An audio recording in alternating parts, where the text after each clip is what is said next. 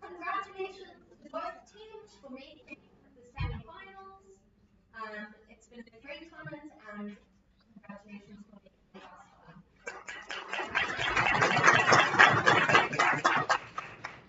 My name is Lula, and I'll be chairing the debate today. I'll allow my panel to introduce themselves quickly as well. I'm choosing my panelists. Hi everyone, I'm Tuma, I'm a panelist. Cool. So, before we get started with the debates, because we have quite a large audience, I would just like everyone in the audience to please be respectful of the speakers. Please try and keep your noise to a minimum. Please don't talking during the debate. If you have your phone on, you turn that on silent. Also, please don't do any kinds of signals that will distract the speaker in a meeting way, and just be respectful of the speakers in general.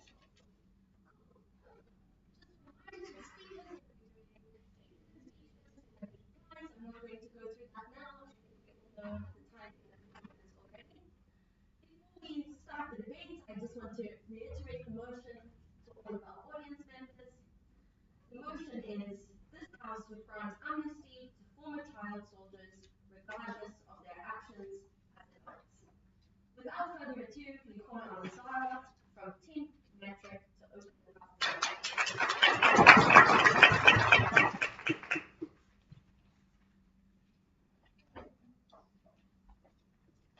Okay, I'll be starting in 3, 2, 1.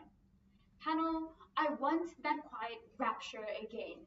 I want the quick joy of a future, and I want the lost eagerness of my youth. Children in war-torn countries, child soldiers, have been the sacrificial lambs of conflicts. And panel, this is entirely unjust. However, what is more unjust is to hold them accountable for the actions that they commit when they are only the puppets to a bigger scheme.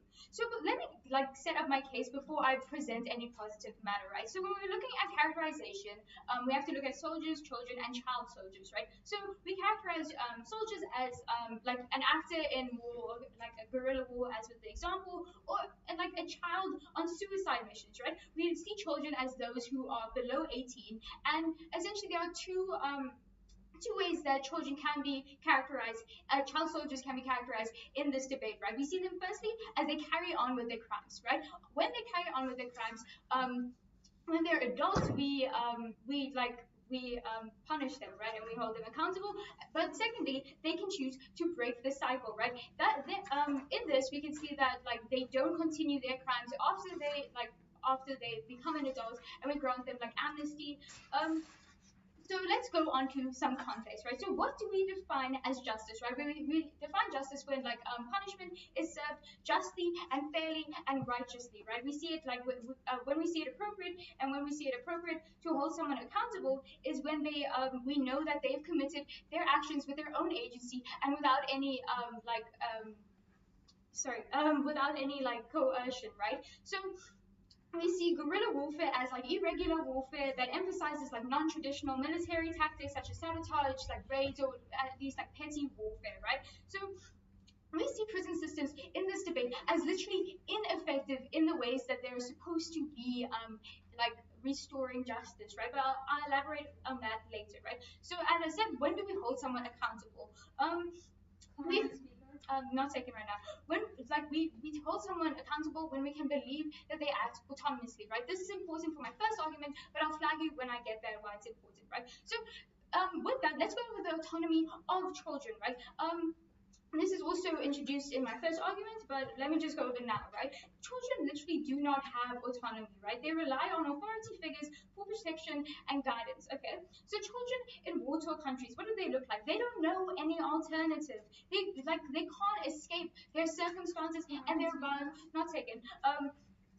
By like that mindset, right? They're trained to be obedient. They don't like have a fully developed moral compass, and they're often like psychologically abused into the positions that they are in, right?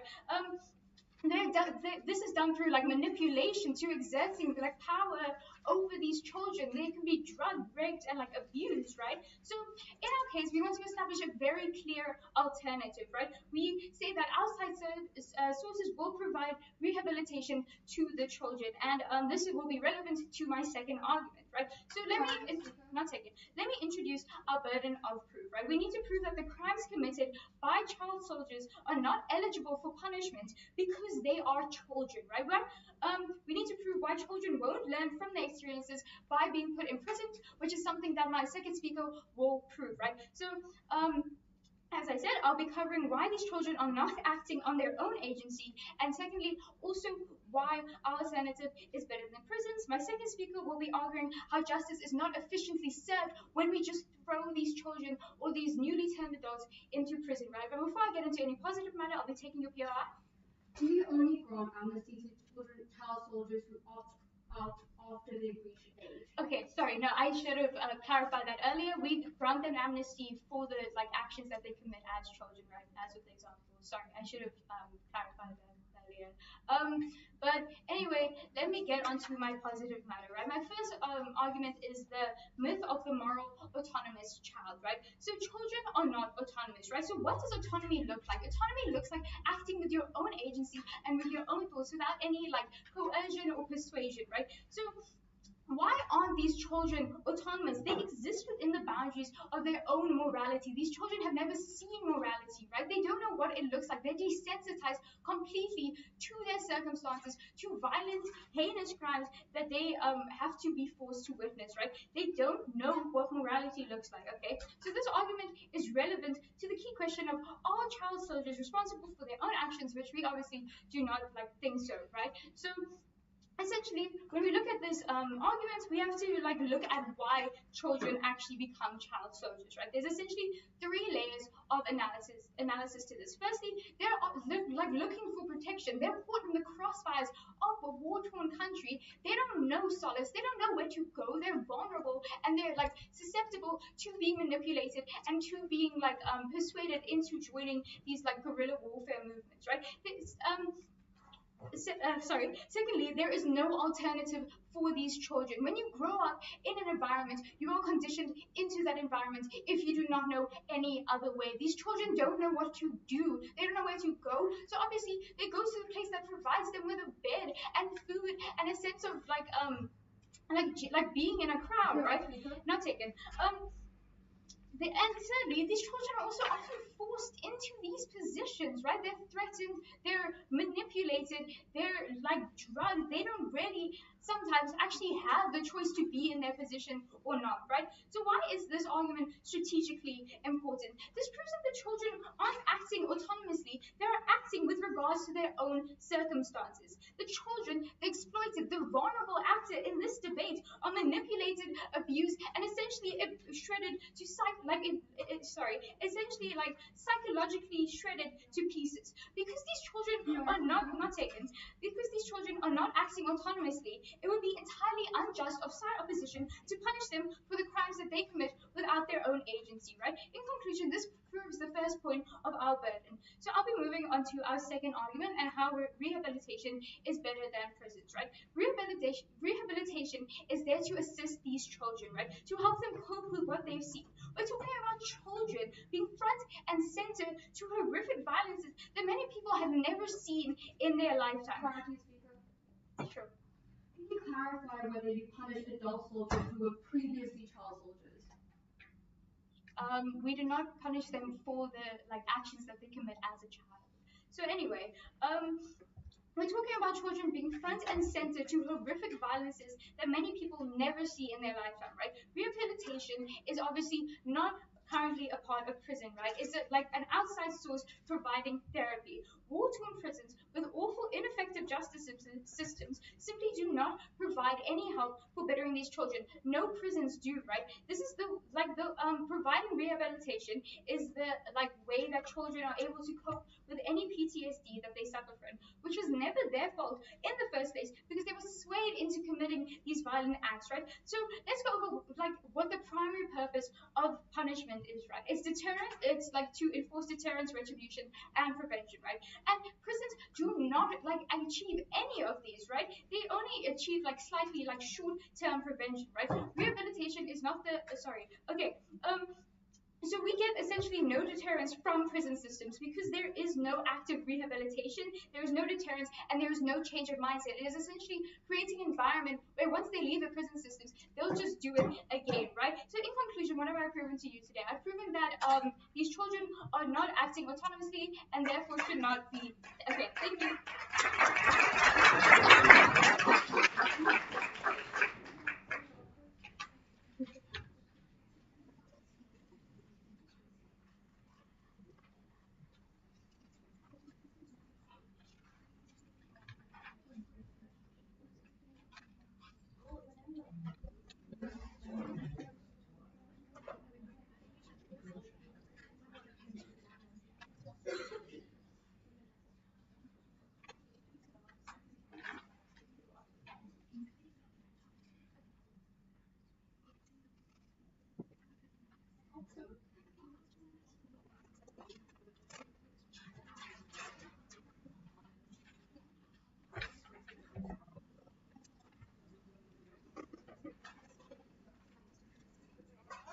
Thank you to Sai for this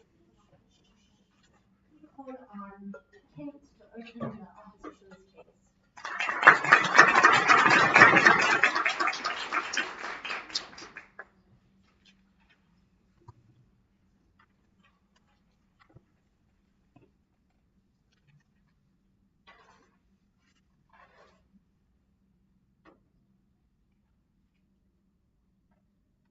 The justice system is what we all believe in. We believe that the justice system is going to protect us. So it is our job to make sure that the justice system is doing what it's supposed to do.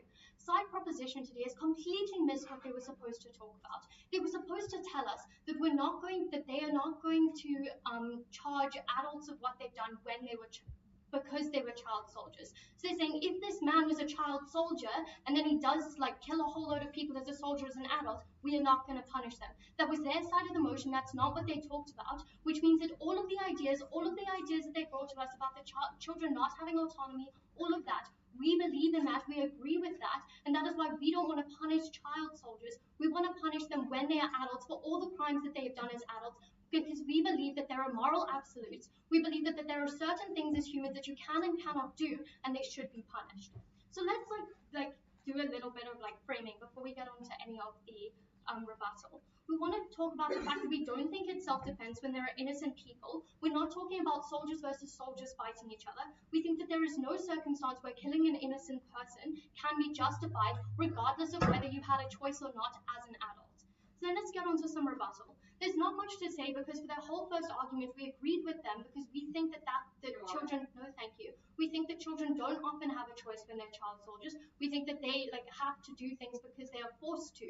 So therefore, all of those points fall to our side. And then the second idea about the rehabilitation, is it versus prisons, is it worth it? We say to you that there are pillars of justice and one of them is rehabilitation. We think that that's the entire point of the prison. That's why there are prison systems. We also say to you that it's likely that any of this rehabilitation is only going to happen after the war has ended and therefore is going to be effective. And therefore we think that the system of a prison system is going to be more effective. If people are going to be sent to a little nice place to be rehabilitated, it's unlikely that they're going to care whether they have to go back because it's not scary enough, it's not a deterrent, and we think that that's a problem and means that they're not getting any of these advantages that they claim to get from rehabilitation. Yeah. The motion clause is very clear. Whether they should or shouldn't grant someone amnesty for actions committed when they're a child. We say yes to that. We think adults can be punished.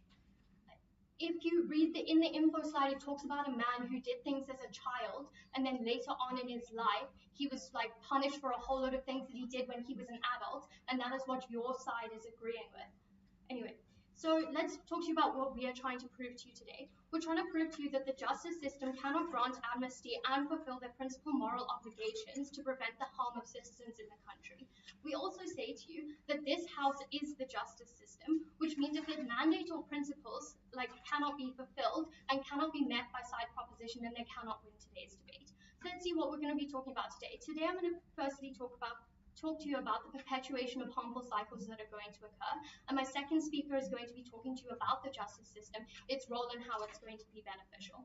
But first, let's do some context. We have 4 points of context. Firstly, we want to talk about like what is amnesty. We say that amnesty is when there's no conviction, there's no cause, there's no reaction when these bad actions, these war crimes are happening. We think that these people are likely to just go back into society and be able to live their life out. We think that that's a really big problem because they're not getting any like repercussions, no like problems with what they have actually done. Secondly, we want to think about like what are the crimes that we're looking at. We think that we're not looking at self-defense, we're looking at things like innocent people, we're looking at genocide, we're looking at where there's not like direct fighting because we think that that's where the real problem lies. Thirdly, when will we have this conviction? We think that likely this type of conviction for these adults like that have committed these crimes is going to happen after the war because we think that that's when it's going to be most effective. That's when you can see the real damage that has been done, and that's where the justice system can work its best. Fourth, we want to say like what we think a child soldier is. We agree that like yes, a child is under the age of 18, but we think when we're looking at these crimes, we're looking at the age of 16 because that is when legally, like well, at least in our country, that's where we look at consent. We think that that's when you have like the cognitive ability to decide what's good and not good. So that's the age we kind of think we should be looking at when we're looking at what we think a child soldier is. So let's get on to the positive matter. So I'm going to talk to you about the perpetuation of harmful cycles. We think that there are 2 harmful cycles that are likely to occur when amnesty is granted to all who were previously child soldiers. So for people who were child soldiers and then were adults and they still continue to do crimes as adults. We think firstly there's one cycle, what we're going to call the opt-out cycle. We think that there's more room to do crimes because you know that you're not going to be punished when you're an adult because you committed these crimes as a child. So there's 4 points under this. Firstly, we think that you're likely to do more crimes and you can do worse crimes because you know when you get out and when you become an adult, no one's going to care, no one's going to punish you because you did them as a child. We think secondly, there's no incentive to stop doing the crimes because there's no punishment, there's no jail, there's no, even if there is rehabilitation, okay, but like who cares? Like you're getting rehabilitated, there's no deterrence. We think that that's a problem. Thirdly, no thank you. We think that people are likely to hide behind the idea that they were a child soldier and be like, no, I didn't do anything wrong because I was previously a child soldier. Fourth, we think that there's a loophole for people to pretend that they were child soldiers. If you go up in court to like get this punishment, you go, well, I was a child soldier, so it's not my fault. Even if you weren't actually a child soldier, how is anyone going to verify that? So we think that there's a massive loophole when people can get away with being child soldiers, which means the pillars of justice are not going to be upheld. We think that in our world, we see actual punishment and we achieve justice with a form of deterrence, and there's no loophole to get away with crimes just because you were a child soldier. So no thank you. Then there's a second cycle. This is what I want to call the child soldier cycle. We think that if child soldiers can be granted amnesty, then it is realistic to assume that more child soldiers will be made to commit crimes. We see this in 2 ways. Firstly, if adult soldiers make child soldiers do things, they will be charged on our side. Because they've made these children soldiers do things, we think that that's a crime, we think that that's bad, and they will be charged for making people child soldiers. But we see on side proposition that these adults are unlikely to be punished for making these children do these crimes and do these bad things because it doesn't matter. Because they can do whatever they want, right? So then secondly, we think that on side opposition, we can break this cycle because we can convict those people who are perpetuating the cycle of having child soldiers because we think that that's a crime and we can convict them for making these child soldiers do these actions. And we're not seeing this type of thing happening on side proposition. There's a perpetuation of going, oh, let's make these children do these absolutely terrible things. Let's destroy their mental health. Let's destroy their perception of morals and what they should be doing, their perception of reality. We think that that's a really big problem. So we see that on side proposition, it's likely to be a continuation of the child soldier happening, and we think that by granting amnesty, or not granting amnesty on our side, that's a way to prevent it from happening. So then we have a final point just on deontology. and like what we think are moral absolutes. Like there's certain things we think in life that you can and cannot do. We think that like the idea that you can like kill someone is something that we don't believe, like someone that's innocent, someone that hasn't harmed you. We think that this is like an ethical principle that's quite logical and easy to follow, which means that it further proves what it just makes sense that we shouldn't be we should punish people who are going out and hurting other innocent people. So that just further proves why this like makes sense, why it's logical, why it's ethical, and it just makes our case a whole load stronger. So the impact is that we think that even if children like are doing things, we think that there are moral absolutes, and we can't justify and allow crimes against humanity just because at some point there were a child fighting in a war. So in conclusion, we think that granting amnesty perpetuates harmful cycles that encourage and allow child soldiers, as well as failing to uphold the justice system, and therefore failing to protect your citizens as a government, because that is your moral obligation.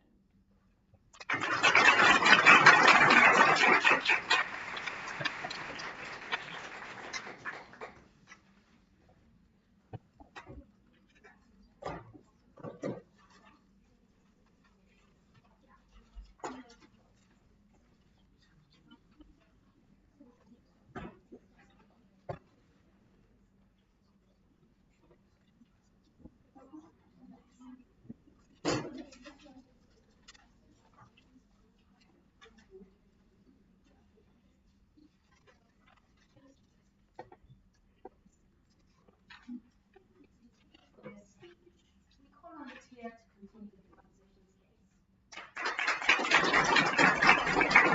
case. Panel, when children are the innocent puppets at the hands of these cruel masters, we believe that they must not be held accountable for their actions. We also believe that these masters will get let off if their children are blamed for their actions. These masters will lose all, they will be disregarded and stripped of all the blame for brainwashing these innocent children into committing these abhorrent acts on side, opposition side, because they say that no, now the children, they decide what they're doing, right? They're the ones who choosing what to do. And they initially they also contradict themselves here, right? Because they initially say they agree with our entire first speaker's speech, they agree that this is bad, and they say those words, right? And then they go and they say, no, now the children are responsible for their acts. They say that the children know what they're doing. They say ethically the children should know that killing is wrong. But we've already proved to you that morally they have not been exposed to this moral side of life, right? All they've ever known is war. All they've ever known is violence. And inherently, if that's all you've ever known, how are you meant to know otherwise, right? Another thing they bring up is the idea of deontology. But that is based on the idea that you have autonomy. These children don't have any autonomy. We've proved this already to you. And they agreed with us.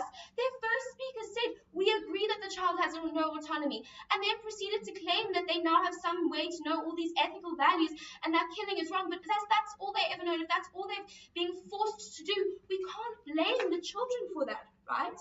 Also, if we think and the other speaker contradicts herself over and over again, claiming that the children now know what they're doing, and claiming that children are going to get used over and over again, and they're going to keep getting used. The fact is, children are already being used all the time. They're already being sacrificed. They're already being roped into these systems, and they're not going to it's not going to change because it's already a crisis. It's already disastrous, right? And another thing they look at is justice, right? And the idea of justice. And sure, the theoretical, perfect idea of justice would be great, right? But justice in these war-stricken areas does not look like they are claiming. These prisons are not there for justice. These prisons, in fact, in these war-stricken zones are clearly disastrous.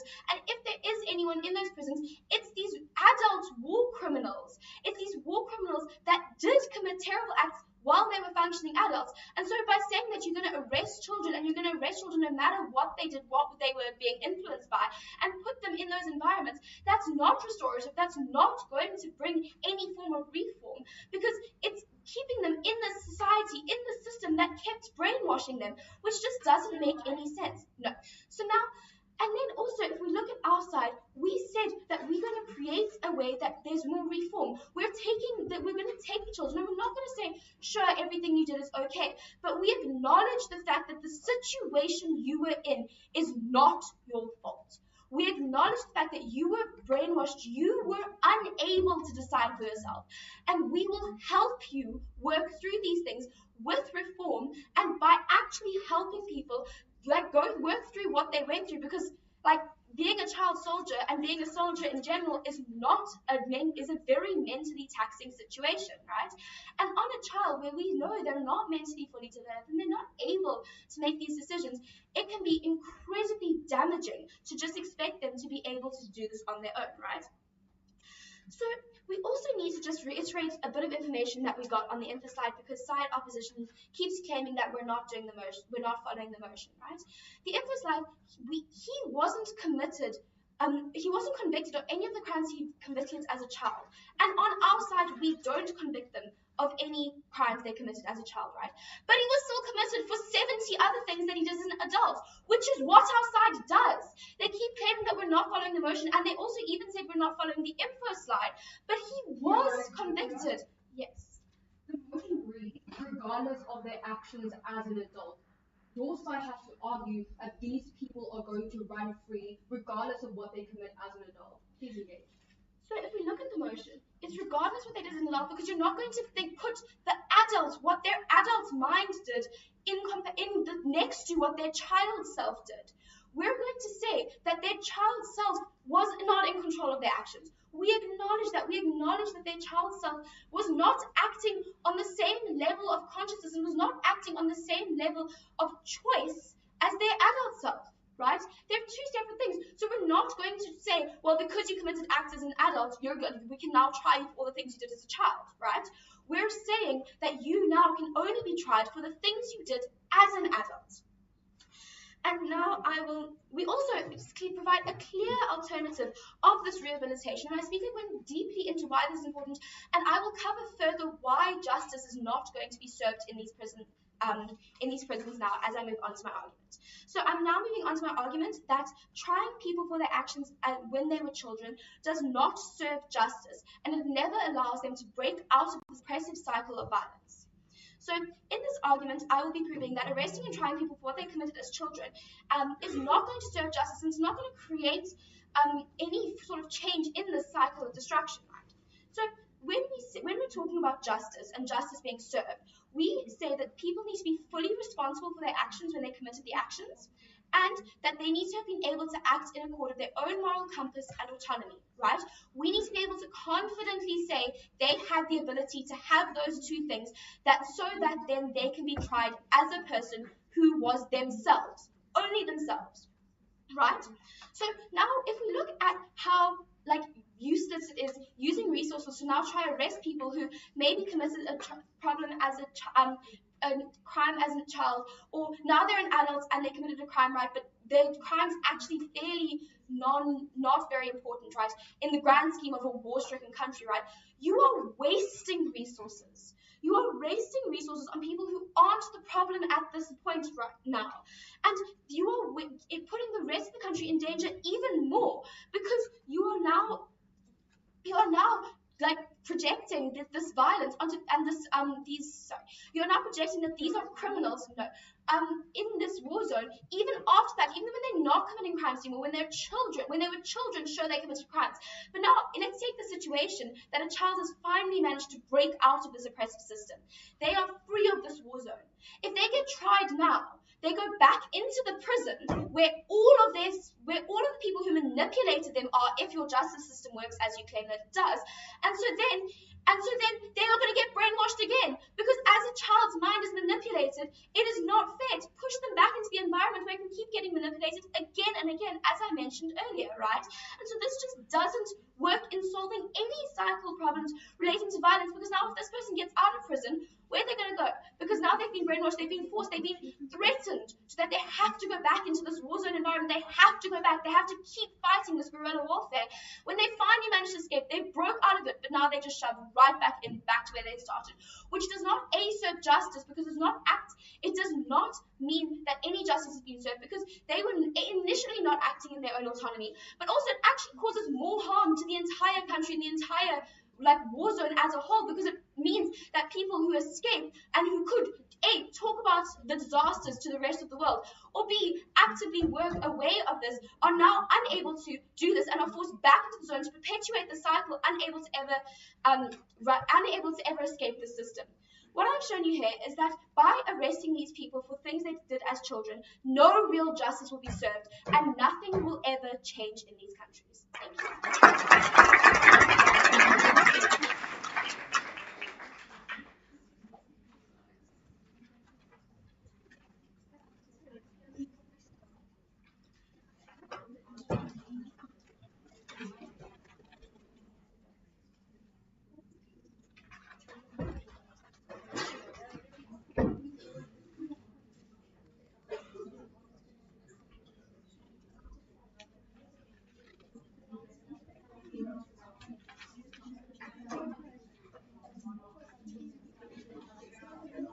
Before we continue, I'd just like to reiterate that please keep talking very quiet on the bench and in the audience.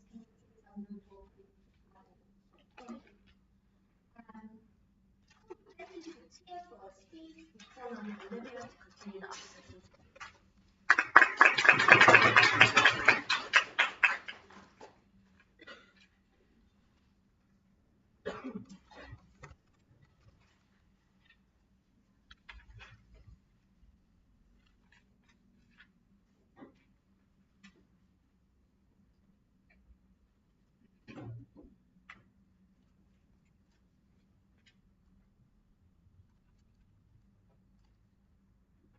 Today's debate was meant to be about child soldiers and whether we think that we should convict adults of their actions if they had previously been child soldiers in a criminal court, or not in a criminal court, in a court of a place where warfare has been committed or where there has been things like genocide taking place. Instead, this debate has become about the justice system and whether the justice system is something that is fundamental, something that we think is acting correctly in today's society. And this is something that we do not agree with, and the motion has been misconstrued today. So therefore, I would like to begin by reading the motion. This House would grant amnesty to former child soldiers regardless of their actions as adults. This means that side proposition has to say child soldiers are given amnesty because of their actions, even if they continue to perpetuate the negative, violent actions that they have continuously spoken about as adults. If they murder 10 people when they are above the age of 18, they still have to be given amnesty, and this is their side of the motion, something that they have not agreed with, something that they have strayed from. We agree. They have brought up multiple times that we cannot hold children for their actions not taken. We cannot hold children for their actions because they do not have the independent agency. They have been indoctrinated. They have been brainwashed. We agree with their side, but their side has to further bring in how we have to hold them accountable for their actions as adults, and this is where we stray from them, and we think that child soldiers, regardless of the indoctrination they faced, once they turn past the age of 16, like my first speaker said, age of consent, we think that they should be held accountable for the actions that they face, regardless of the circumstances they find themselves in, if not taken, regardless of the context of war that they're in, regardless of the position of conflict that they find themselves.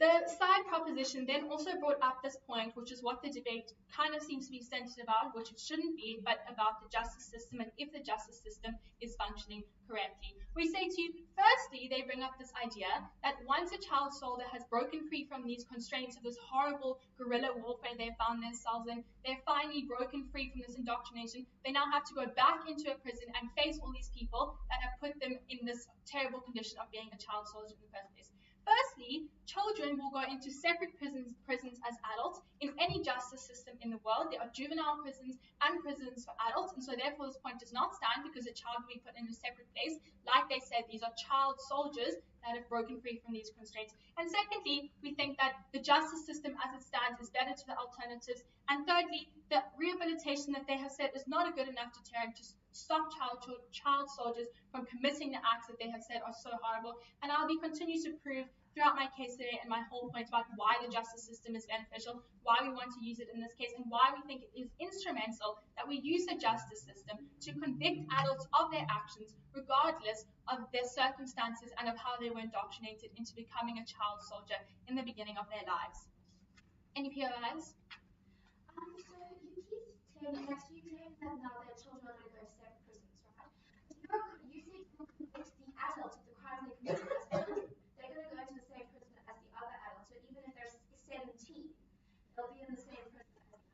Yes, that's true, but we think that as they are over the age of 16, they have their own agency. They are responsible for their actions. Like we spoke about the moral codes that they have, they are responsible for the things they have committed. Therefore, they deserve to be in prison with adults. They are over the age of 17. We hold them responsible. It would be a different conversation if they were 15 or 14, and we would then put them in a different prison. But we would not punish them for their actions because they are child soldiers. Okay, so now on to my point. My point today is going to be talking about the justice system, but before I go into it, I would just like to recontextualize and reaffirm what my first speaker said. We think, as this house, we are representing the justice system.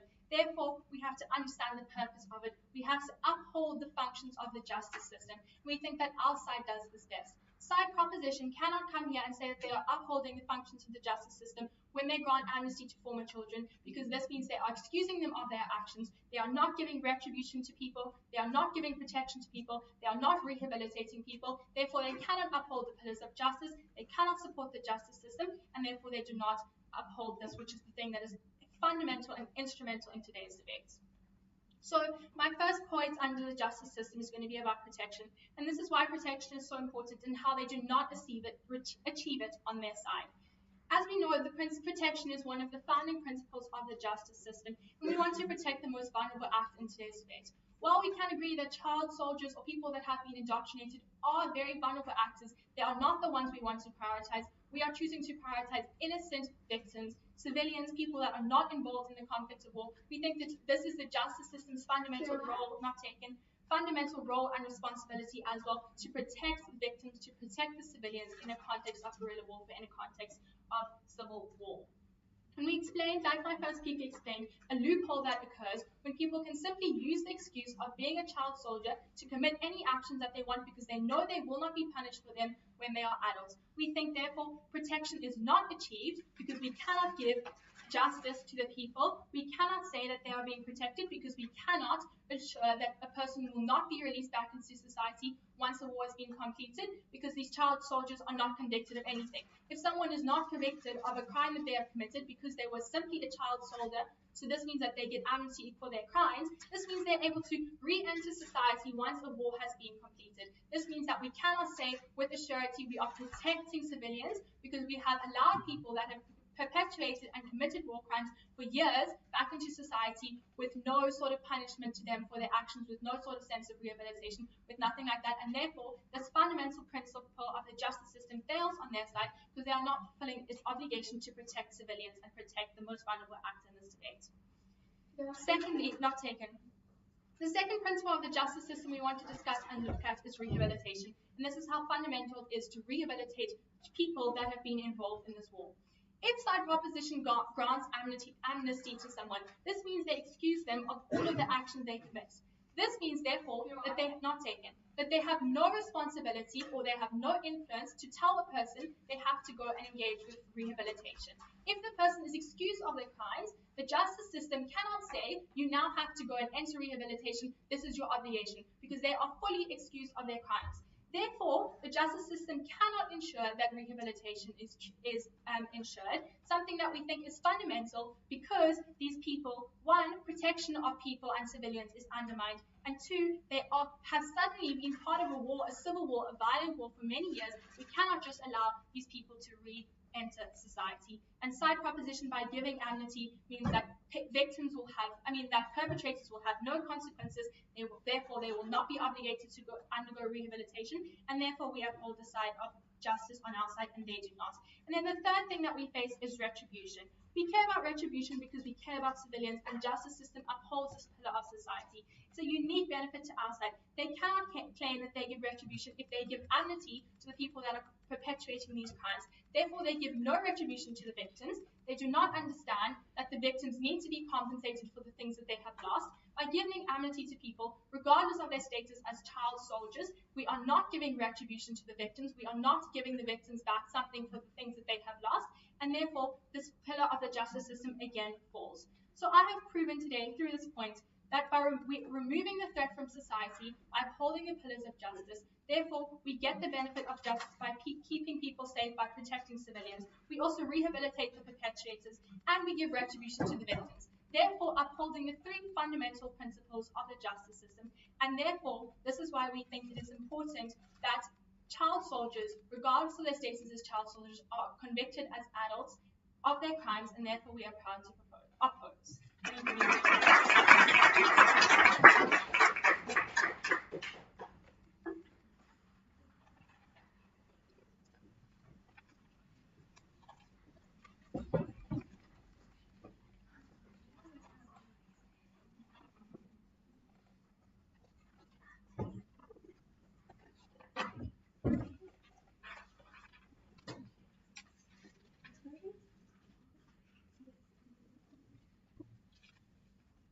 Thank you to the heaviest for your seat. Now call on Mark to the opposition's case.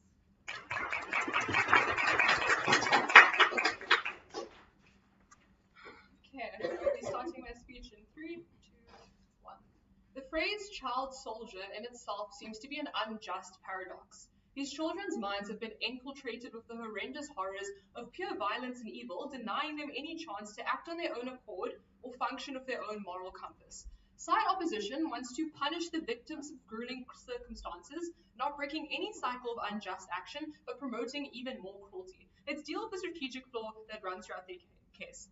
Side opposition sets a very uncharitable burden on us today. They tell us that we're viewing this debate wrong, right? Because on our side, we would not punish adults for committing adult actions such as engaging in war. We tell you that's wrong. The problem here is that the info side and the motion side tell us very clearly that this particular war criminal was granted amnesty for actions committed when he was a child. However, was punished for actions committed when he was an adult, right? There's a clear difference here. We don't think it's fair for opposition to simply change the motion today. It's as simple as this. On our side, we will try a war criminal only for actions committed as an adult. On your side, you do it for both actions committed as an adult and as a child. That's what this debate's about. So let's view this debate through two clashes today. Firstly, are these children really responsible for these actions? Secondly, is justice being served? Let's look at our first clash. And we think in order to win this clash, we need to have proven to an extent that these children are either actually responsible or not responsible for the actions committed. So what does opposition bring us here? So the main idea we get from them is that they agree with all our characterization, and essentially they don't really rebut any of our matter on how a child isn't actually autonomous in this case. The problem here is that we then get a lot of contradictory matter then. They tell us these children don't have fully developed cognitive skills and abilities and aren't able to actually conceptualize what they're doing. However, in the same breath, they tell us this will now add up to more war crimes, right? Because if you agree that a child is actually a puppet, right? If you agree that they don't act autonomously, that they're acting through someone else's orders, we don't think there's really an incentive to kill more. We think, if anything, they're just being used, they're just being manipulated. That idea falls away. Then they tell us that they won't charge a child who was coerced because essentially they believe that they're not acting through their own fruition, right? The question then becomes, who is actually being tried on side opposition? Because we tell you that a child soldier doesn't just choose to be a child soldier. All of them are coerced and all of them are manipulated and acting under another person's actions, right? They're all victims. That means that essentially no one's getting tried on your side. Then no justice is involved. Then they tell us once again, they're buying into our matter here. They tell us that within prison systems, they can fulfill all pillars of justice and that they'll deter all war crimes or inhumane acts, right? We think this is just them having a debate simply in the wrong world. We don't understand what sort of prison system they're buying into that will just provide all these pillars magically, right? We think the type of country we're dealing with here doesn't have good rehabilitation. We think these prisons look like inhumane spaces, right? Where people are treated in no humane capacity. The justice system they view as perfect, we view as flawed. We don't think that should really be what this debate is about. Then they tell us that no one will ever be brought to rehabilitation because we can't just catch them and remove them in a moment and remove them from war and help them, right? We think this is just really a problem on both sides, right? If you can try and catch them and send them to prison in the same way you can send them to rehabilitation, that shouldn't be of contention. Okay, before I move into what proposition said, because most of our matter goes unrebutted, I'll take you through your eye.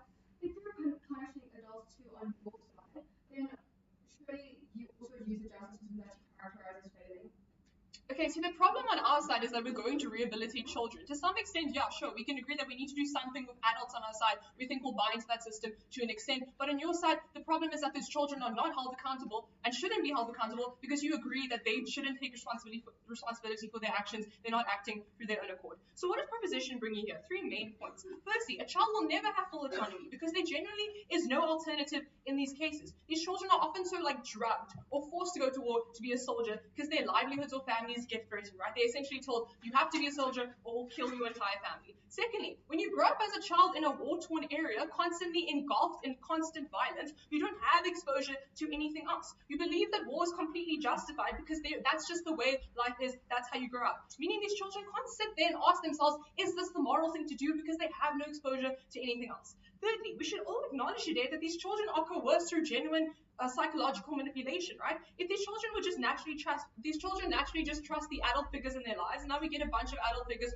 trying to coerce them into putting themselves into danger.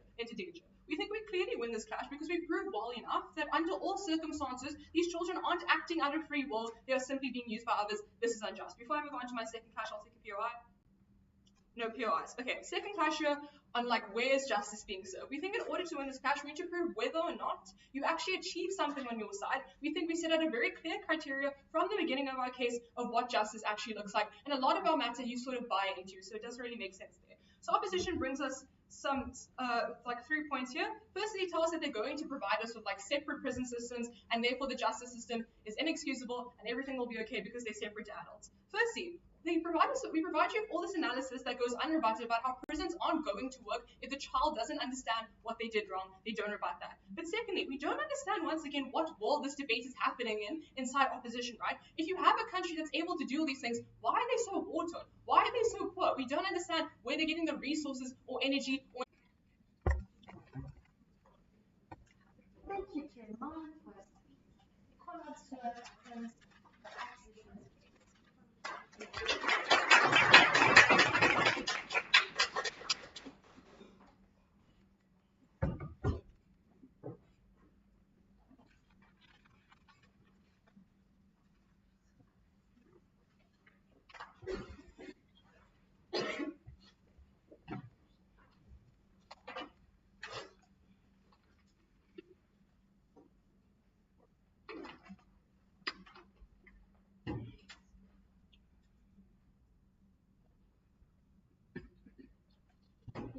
Can you give me a second?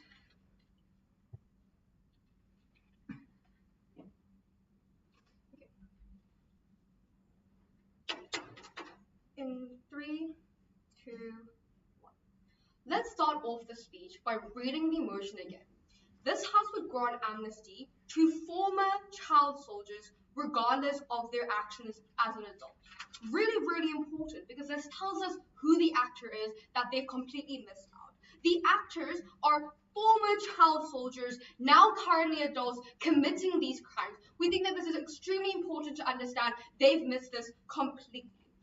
Secondly, they've also completely missed when this is going to happen. This is going to happen after the war, when these former adults have become adults and they committed these crimes during these wars. So now that we've clarified that, I'm going to be dealing with some strategical flaws and then moving on to the clashes.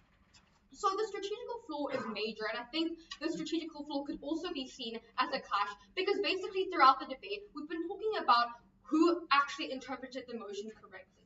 So, firstly, we still think that they don't understand the motion. They tell us that they're not going to punish children, but they will punish adults for the crimes that they've committed in the war. Firstly, we already stated that that's not the motion, but secondly, we think that it's extremely important to understand how that transition happens from former child soldier to an adult soldier. We tell you that they're still under the same pressure, the same indoctrination. We don't get any idea why they will suddenly grow out of this indoctrination, why they'll suddenly change and opt out. This means that on their side, we still have former child soldiers being punished for the indoctrination they faced when they were children, because they're still under that, they still grew up like that, and that's the reasons why they're committing these crimes as an adult. So let me elaborate on that, right? The motion suggests that proposition is going to excuse adult crimes because they were child soldiers. That's what they should have debated. They failed to do that, right?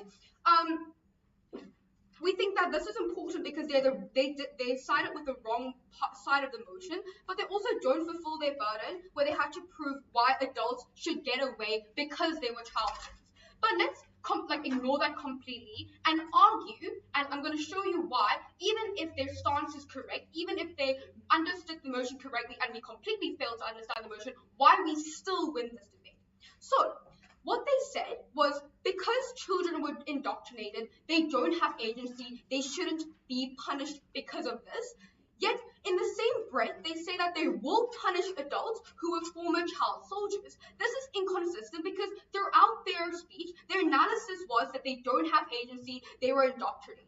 How does this change when they are adults? I've told you this over and over. They still have no agency to opt out, right? Because that means that these former child soldiers are going to remain soldiers and continue to perpetuate these crimes when they are adults. This means that they're still punishing people who are indoctrinated. They're still punishing former children for being indoctrinated. We think that this is an inconsistent line, and this is why they lose this clash, right?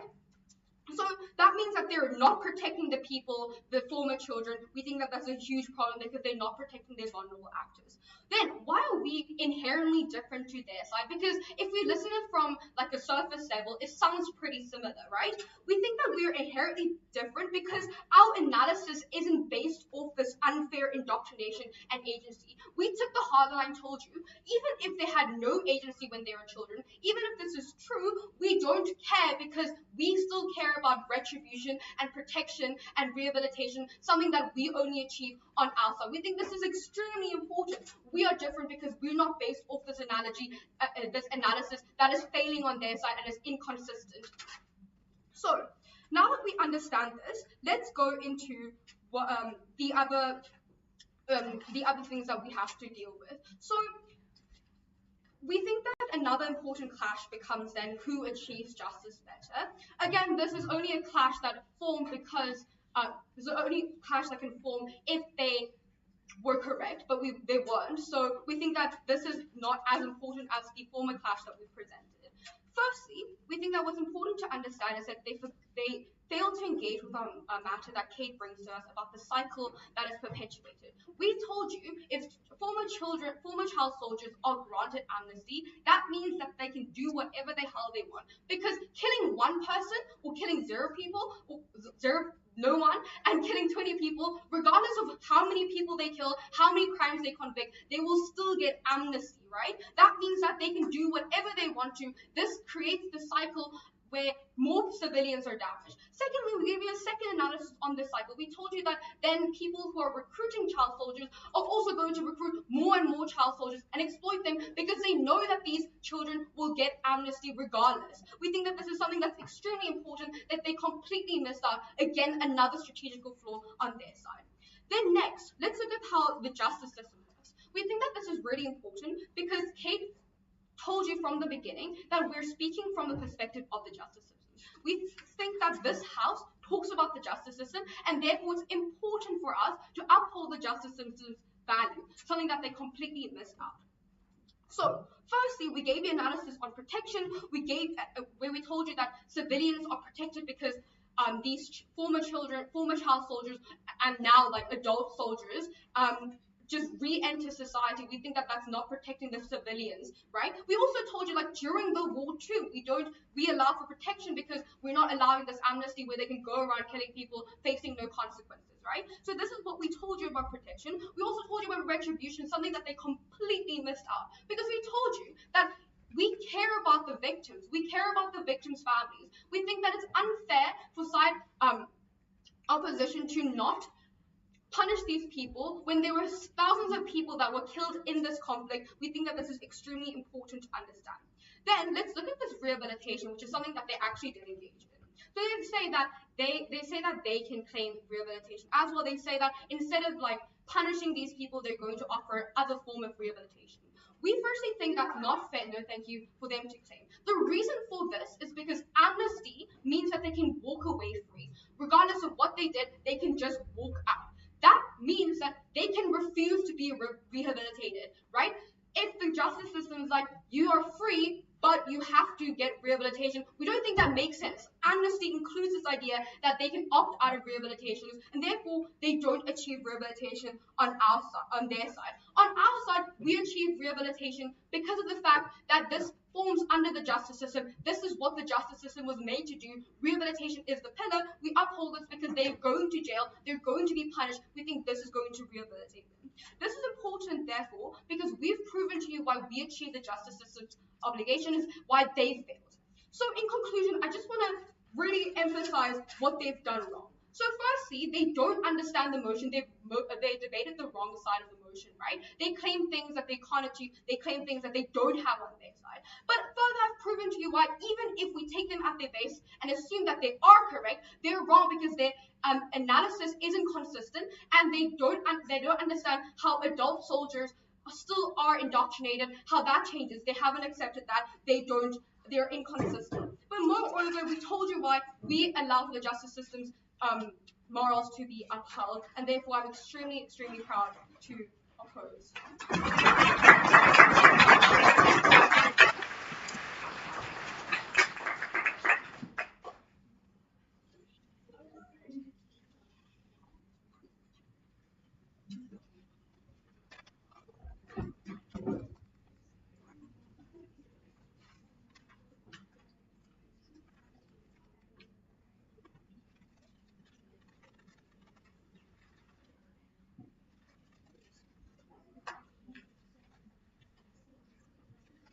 Thank you to both for the speech. We call out debate to end the opposition side.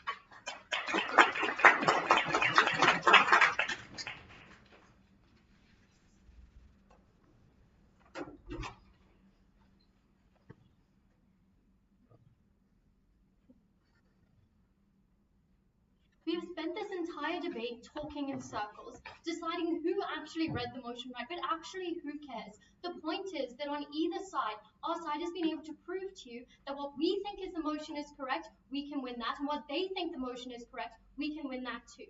We think that it's more important to prove that we can do both than to just do one. So let's get onto some clarification. I think that we just need to understand what just happened. Why do we not understand what's going on in a very simple motion? And I think it's important to note that we have time and time again proved to you that we can prove this, we can prove whatever they think, and we can prove what we think, but they have never once come and proved to us that what we think is the motion that they can also do. So they cannot win that if that's what we're supposed to be doing. So let's talk about the only clash I can really find in today's debate is the idea of agency. We think that proposition says, okay, these children don't have agency, but then they also say that they're going to be able to opt out because they can once they're adults. But we want to understand, we never got any analysis on why suddenly when they become 18, now they have agency. Why now are they able to opt out? Why now aren't they classified as being indoctrinated? Why now can they go, oh, I don't want to do this, I don't know what I'm doing. So we think that therefore we think that these innocent kids that they are trying to protect, we think that they are going to end up in this justice system that they think is so bad because they do not have the option to opt out. They are now adults and they are going to be tried as adults, which actually makes it worse for their side. We think we didn't get any analysis on how this agency is going to change, whereas on our side we said to you, we don't care. Sure, we believe you and we think that these kids don't have agency. Yes, that's 100%. We also say to you that we don't care because the problem is that these people are able to do these things and kill people and kill innocent people and hurt people, and there's nothing being done about it. We think that what needs to happen is there's a justice system in place to protect the citizens. The justice system has a role. It's the law. It's how it's set out to actually go and do this action to make sure that these people don't do the don't do the wrong thing and don't happen to do this again. So we think that we are different because we care about the moral absolute. We're trying to protect the greatest amount of people, and that's why even if we take their side, and even if we're okay, we're gonna put children in jail, which is not what we think we're going to do, but even if that's what they want us to do, then we don't have a problem with that because we believe in moral absolutes as we proved in the first and second speech. So then we say that even when we both agree, the lack of consistency and the lack of analysis from side proposition shows that even if we miss the motion, we will still win on this clash alone. But then let's move on to another whole idea on how we could win based on their definition. We think that there's three reasons. Firstly, we think that justice is linear, and we think that there's no exceptions in the justice system. There's no like, oh, you can have a grant because like it's fine, like you had some issues. Like we don't think that that's realistic. We don't think that that's how it works. And we think that this house, as the justice system, has an obligation to uphold justice to its highest form, regardless of the lack of agency, regardless of the situation these children may have been in. We think that secondly, we're just going to stick by morals. We're going to stick by ethics. We're going to stick by the idea that there are moral absolutes and you should not kill people if they are innocent. So it doesn't matter who you are, what you've been doing, you shouldn't kill people, and that makes sense, right? And then thirdly, we want to like understand why we never got any analysis how on their side, if they're trying adults, how they're going to stop these cycles. How are you not going to have these child soldiers be tried and tried again? How are you not going to have these child soldiers be thrown back into war all the time? We never got any response. That was our strongest piece of like information based on what they thought the motion was, and then you never got any response about it. So we're not really sure where they want us to stand. We're not really sure what they wanted us to do or what they wanted us to say, when the things that it seemed they wanted us to say, they didn't even respond to. So then we say that proposition wants to protect children while perpetuating these war crimes, but comparatively, we have a focus on the long-term impact, and we want to protect those in society. Ultimately, regardless of the motion, our side keeps and makes sure that the government fulfills its moral obligation.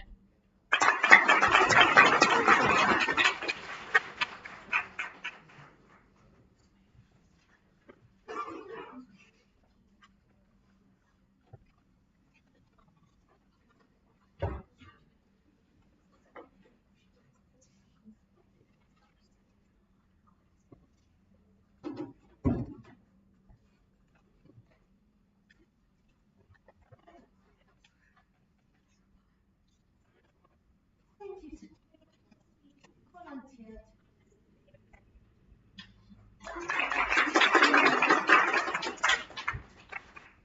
Panel, I think we can all agree that this debate has been really messy. There has been a huge miscommunication between both sides of this motion and what it actually looks like.